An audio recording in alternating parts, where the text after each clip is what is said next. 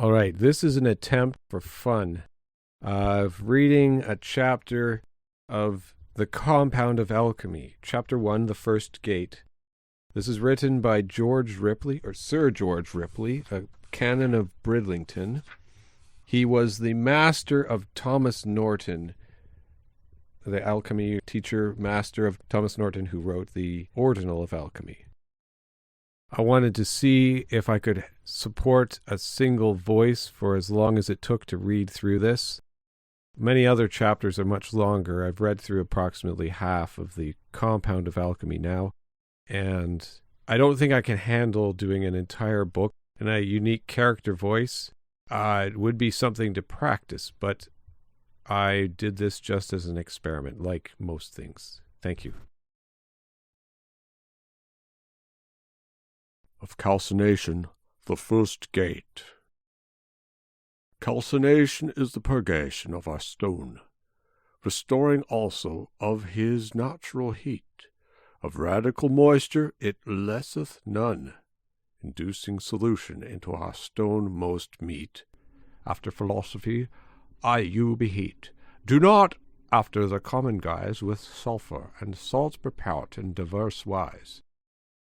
Neither with corrosives, nor with fire alone, nor with vinegar, nor water ardent. Neither with the vapour of lead our stone is calcined to our intent. All they to calcine which so be bent, for this hard science withdraw their hand, till they our calcining better understand.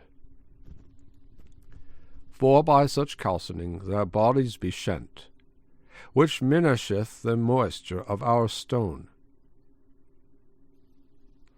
Therefore, when bodies to powder be brent, dry as ashes of tray or bone, of such calx then will we none, for moisture we multiply radical, in calcining, minishing none at all. And for a sure ground of our true calcination, work wittily, kind only with kind. For kind to kind hath appetible inclination. Who knoweth not this, in knowledge is but blend. He may forth wander as mist doth with the wind, wetting never with perfectness, where to light, because he cannot conceive our words aright. Join kind to kind, therefore, as reason is. For every burgeon answereth to his own seed. Man begetteth man, a beast likewise. Further of this to treat it is no need. But understand this point if thou wilt speed. Everything is first calcined in his own kind. This well conceiving, fruit therein shalt thou find. And we make calxes unctuous, both white and red, of 3 degrees, or our base be perfect, flexible as wax, else stand they little instead. By right long process, as philosophers write, a year we take or more for our respite. For in less space our calx will not be made, able to tain with colour which will not fade. As for the proportion thou must beware, for therein many one is beguiled. Therefore they work that thou not mar. Let the body be subtly felled, with mercury as much then so subtled. 1 of the sun, 2 of the moon, till altogether like pap be done. Then make the mercury 4 to the sun, 2 to the moon, as it should be, and thus thy work must be begun, in figure of the Trinity, 3 of the body and of the spirit 3, and for the unity of the substance spiritual 1 more than of the substance corporeal. By Raymond's repertory this is true. Proportion there, who list to look, the same my doctor to me did show, But 3 of the spirit Bacon took, to 1 of the body, for this I woke. Many a night or I hit wise, and both be true, take which you list. If the water be equal in proportion to the earth with heat in due measure, of him shall spring a new burgeon, both white and red in pure tincture, which in the fire shall ever endure.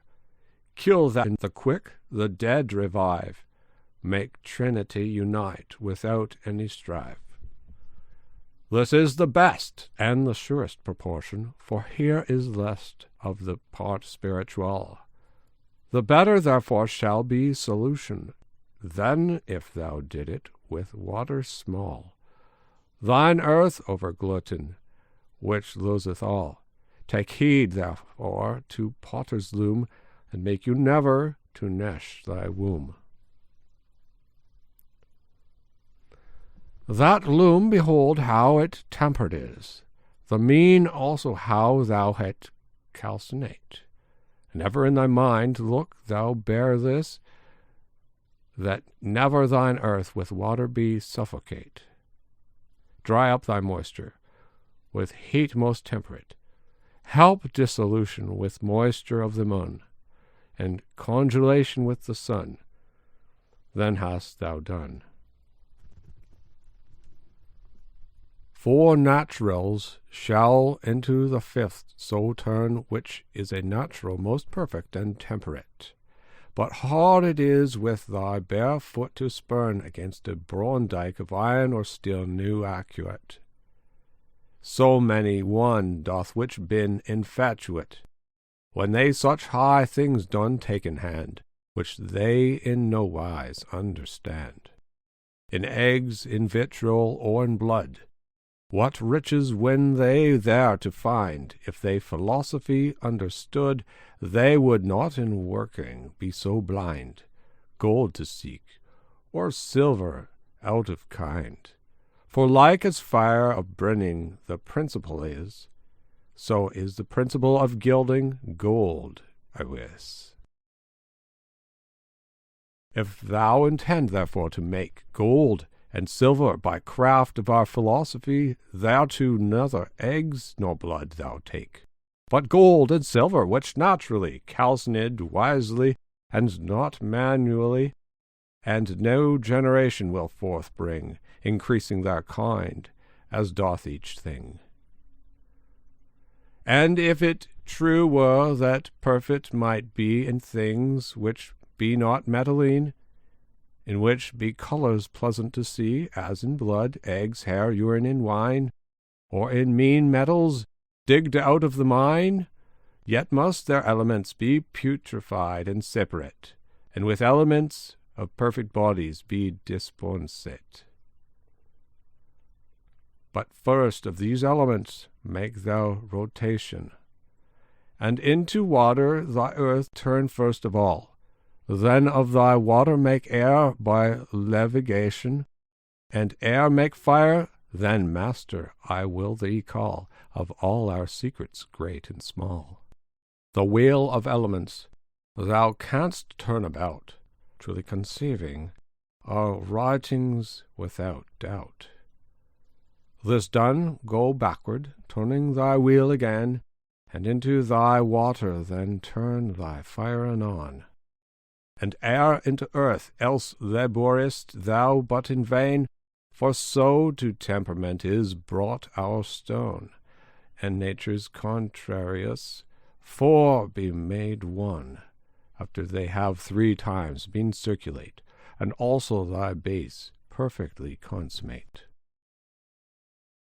Thus under the moisture of the moon, and under the temperate heat of the sun, thy elements shall be incinerate soon, and then thou hast the mastery won. Thank God thy work was then begun, for there thou hast one token true, which first in blackness to thee will show. The head of the crow That token call we, and some men call it the crow's bill. Some call it the ashes of Hermes' tree, and thus they name it after their will. Our toad of the earth which eateth his fill, some name it, by which it is mortificate, the spirit of the earth with venom intoxicate. But it hath names, I say, to the infinite. For after each thing that black is to sight named, it is till the time that it wax white. For after blackness, when it waxeth bright, then hath it names of more delight. After white things, the red after the same, rule of red things doth take his name. At the first gate now art thou in, of the philosopher's castle where they dwell.